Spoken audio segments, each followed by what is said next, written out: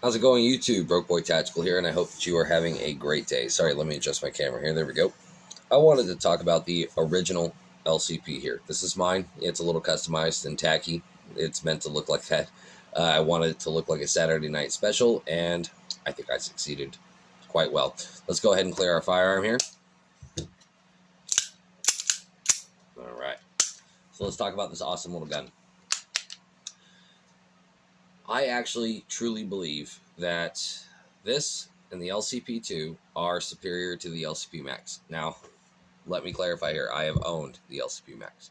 All right. So I have a leg to stand on here. It was just before I started my channel.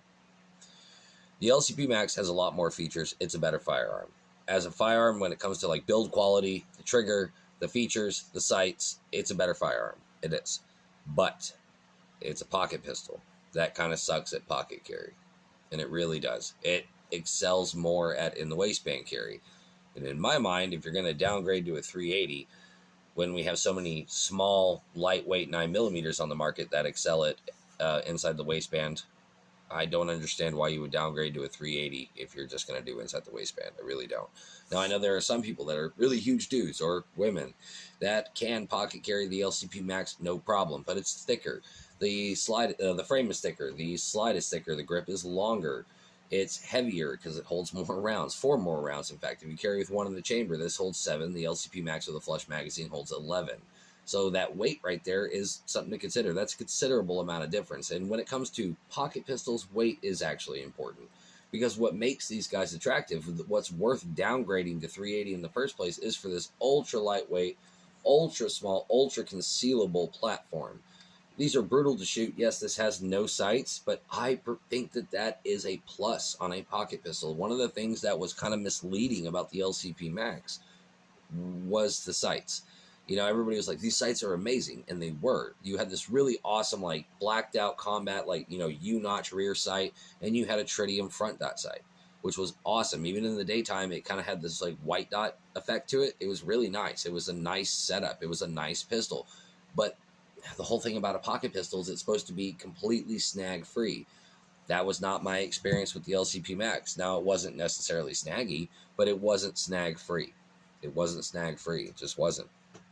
So, in my mind, that leaves the originals, in a lot of ways, optimal over the LCP Max. Because, like I said, the LCP Max was just too cumbersome, heavy, and, I mean, snaggy. It really was. It was, you know, a lot of negatives for a pocket pistol.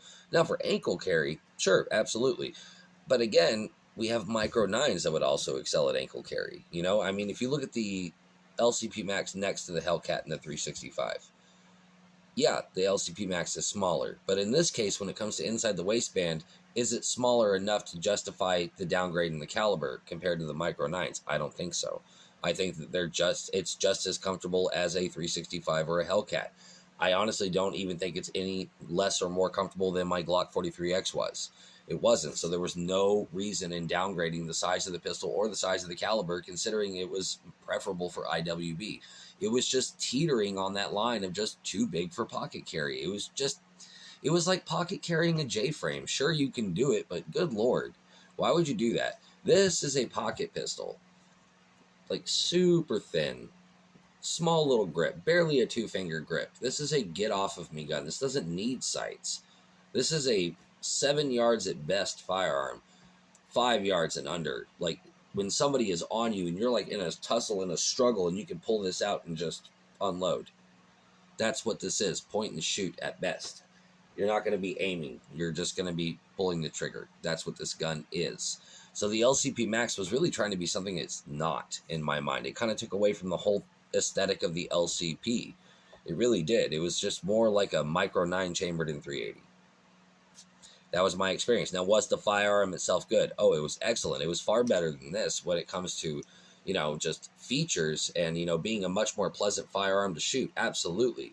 You know, ergonomically speaking, yes, but this is better to carry, and that's what this gun excels at. This is like an always gun.